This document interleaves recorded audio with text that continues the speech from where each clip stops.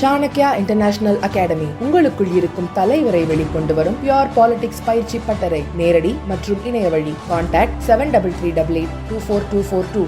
ஒட்டுமொத்த தமிழனுடைய ஒப்பற்ற தலைவர் கேப்டனுடைய நல்லாசையுடனும் நம்முடைய கழகத்தினுடைய பொதுச் செயலாளர் புரட்சி அன்னியாருடைய தலைமையில இன்று பாசார் கிராமத்தில் நடைபெறுகின்ற இந்த மக்கள் உரிமை மீட்பு மாநாடு இன்று தமிழகம் மட்டுமல்ல, இந்தியா மட்டுமல்ல, இன்று உலகமே திரும்பி பார்க்கிறது. நம்ம மாநாடு இன்னைக்கு தமிழ்நாட்டில் இருக்கிற கட்சி மட்டும் கிடையாது, டெல்லி இருக்கிற கட்சி, அனைத்து கட்சியுடைய IB, IS எல்லாமே இங்கதான் இருக்காங்க.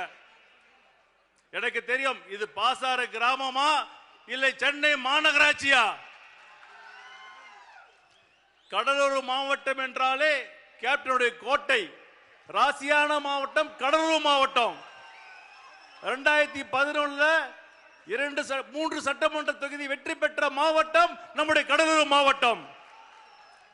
எனக்கு ஒரே ஒரு ஆசை, 2011 தலைவர் அவர்கள் 29 சட்டமன்ற தொகுதியில் வெற்றி பெற்று தமிழகத்தினுடைய எதிர்கட்சி தலைவராக கேப்டன் அவர்கள் சட்டசபைக்கு சென்றார்.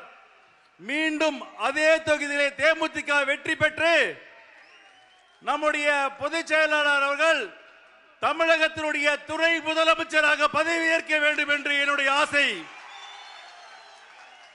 2026 சட்டமன்ற தேர்தலில் நம்ம அனைவரும் ஆதரவு எதிர்பார்த்துக் கொண்டிருக்கின்ற அந்த நாள், பிரேமலதா விஜயகாந்த் என்கின்ற நான் அந்த குரல் கண்டிப்பாக ஒலிக்க போகிறது. இன்னைக்கு எல்லா கட்சியிலும் பேசுறாங்க, கூட்டணி பேரம் பேசுறாங்க.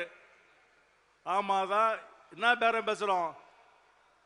வேற எந்த கட்சியும் பேச முடியாது. பேசுறதுக்கு ஒரே கட்சி தேமுதிக தான், வேற யாருமே கிடையாது.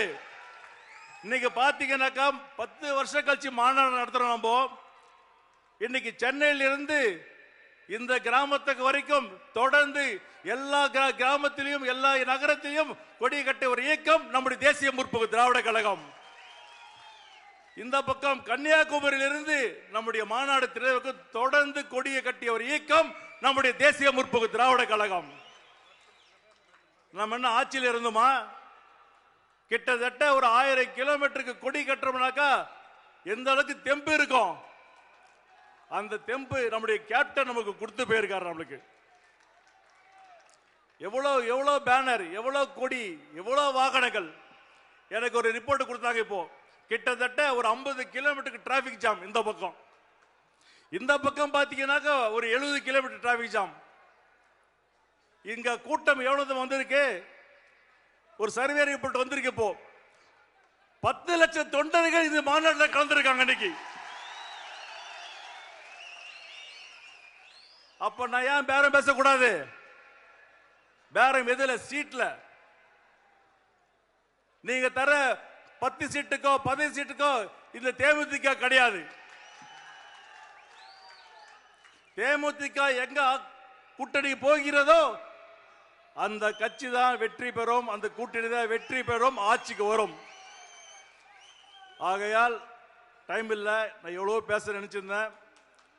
கண்டிப்பாக இதே இடத்துல நம்ம அனைவரும் கூட்டணி சேர்ந்து எல்லா கட்சி தலைவரை இதே இடத்துல வர வச்சு ஒரு மீட்டிங் போடுவோம்.